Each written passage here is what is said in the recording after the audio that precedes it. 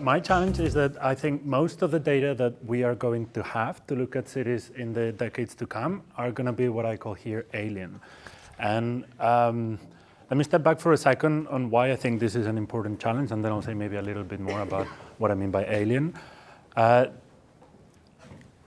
As much as we focus our studies on cities on theories and ideas, ultimately we test them and we see whether they're real or not and whether they apply or not through data. Well, through a lot of ways, but an important one and a great mediator is the use of data. A lot of the challenges, the applied challenges that are coming to cities are happening at a rate that require very different data than the ones that we've been using so far. We cannot wait for the next census to look at how a neighborhood is being gentrified, because it might have been gentrified once or twice in the meantime. We cannot depend on certain data agencies to continue pushing out some of the data products that we've been relying on for testing our theories. And I don't think this trend is going to change anytime soon. The good news is we actually have a lot of data, and a lot of the these characteristics of data that I just said we require, that they need to be more up to date, they need to be more detailed, etc.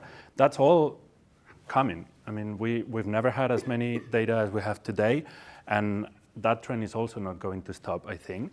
The real challenge, and I think this is in the full sense of the word, the challenge, is that these data are what I call alien. They're very, very different animals from the data sets that we've been used to working with. They're heavily unstructured, they're radically different from the data. They're not just bigger tables. We're used to working with census spreadsheets, and now we have a lot more data. They're not just bigger spreadsheets about the same things.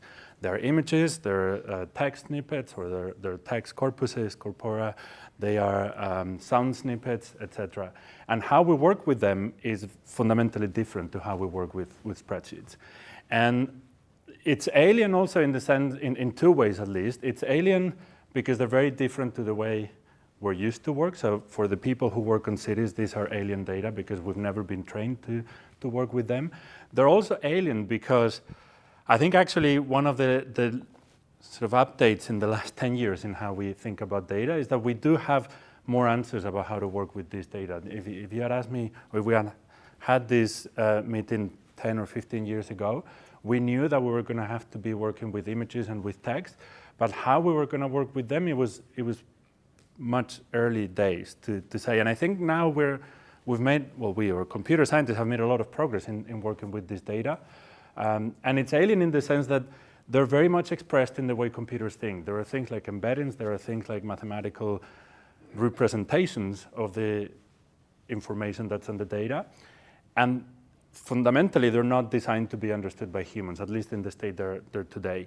And I think that is a real challenge. And it's a challenge, I think, that is going to be solved.